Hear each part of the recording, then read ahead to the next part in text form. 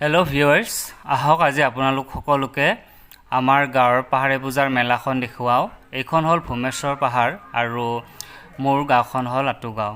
গতিকে আতুগাঁৱৰ এই ভূমেশ্বৰ পাহাৰখনত আপোনালোক সকলো জানেই, তথাপিও মই আপোনালোকক ক'ব বিচাৰিছোঁ, ইয়াতে 6 বহাগৰ পৰা 4 দিনীয়া কাৰ্যসূচীৰে পাহাৰে পূজা অৰ্থাৎ ৰাজা ঠাকুৰ পূজা অনুষ্ঠিত কৰা হৈছে 4 দিনীয়া বৰ্ণাঢ্য কাৰ্যসূচীৰে। আৰু সেয়েহে যিহেতু ইয়াতে মোৰ শৈশৱ কৈশোৰ যৌৱন অৰ্থাৎ বৰ্তমানলৈকে দিনবোৰ ইয়াতে পাৰ কৰিছোঁ, সেয়েহে ভাল লগা এটা মুহূৰ্ত তথা ভাল লগা এটা অনুষ্ঠান আপোনালোকৰ লগত শ্বেয়াৰ কৰিলোঁ।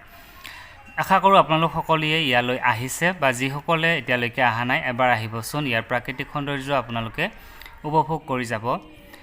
প্ৰবাদ মতে শুনিবলৈ পাইছোঁ এই পূজাভাগি অৰ্থাৎ ইয়াত যি মেলা হয় পাহাৰত, এয়া 158 বছৰ পুৰণি। অৰ্থাৎ 158 বছৰ আগৰ পৰাই এই পূজা মেলাভাগ চলি আহিছে। কালক্ৰমত বিভিন্ন ধৰণৰ সাল সলনি হৈছে যদিও ইয়াৰ কিছু সুকীয়া বৈশিষ্ট্য আছে।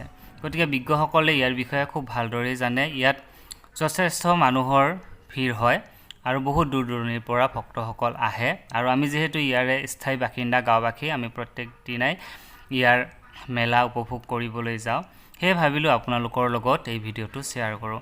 আমাৰ গাঁওখন সঁচাকৈয়ে খুব এটা ধুনীয়া পৰিৱেশেৰে গঢ় লৈ উঠা এখন গাঁও আৰু পাহাৰখন যিহেতু ওচৰতে, প্ৰাকৃতিক সৌন্দৰ্য মনোমোহা। গতিকে আপোনালোকক যেনেকৈ মই দেখুৱাবলৈ চেষ্টা কৰিছোঁ, হয়তো আপোনালোকে ভিডিঅ'ত চোৱাতকৈ যেতিয়া আপোনালোক নিজেই আহি এই ভূমেশ্বৰ পাহাৰত ভৰি দিবহি আৰু এই মেলাভাগ দেখিব, তেতিয়া আপোনালোক নিজেই গম পাব। গতিকে এয়া বিপণীসমূহ এনেদৰে আহে আৰু মানুহৰো যথেষ্ট ভিৰ হয়, কিন্তু দিনৰ ভাগৰ কাৰণে অকণমান সেৰেঙা হয়তো আপোনালোকে দেখিছে। লগ বন্ধুবিলাক আমি এনেকৈ গাঁৱৰ অনুষ্ঠানত লগ পাওঁ যিহেতু বহুত বেছি ভাল লাগে। আৰু এয়া প্ৰাকৃতিক সৌন্দৰ্যৰে ভৰা বুলি মই সেইকাৰণে কৈছোঁ। ইয়াতে বিভিন্ন ধৰণৰ ডাঙৰ ডাঙৰ শিলবোৰ আছে আৰু বহুত কিবা কিবি শিলবোৰৰ নাম আছে। গতিকে এয়া হ'ল প্ৰাকৃতিক সৌন্দৰ্যৰে মনোমোহা এখন ঠাই, আমাৰ গাঁওখন আতুগাঁও। গতিকে এয়া আছিল আমাৰ পাহাৰে পূজাৰ মেলাৰ এটা থুলমূল আভাস আপোনালোকক দিলোঁ। গতিকে আপোনালোকে যদি অহা নাই কেতিয়াও এবাৰ আহিব আৰু অহাসকলে পুনৰ আহিব সেয়া আশা কৰিছোঁ। আৰু পুনৰবাৰ আপোনালোক সকলোকে ৰঙালী বিহু তথা অসমীয়া নৱবৰ্ষৰ আন্তৰিক শুভেচ্ছা জ্ঞাপন কৰিলোঁ।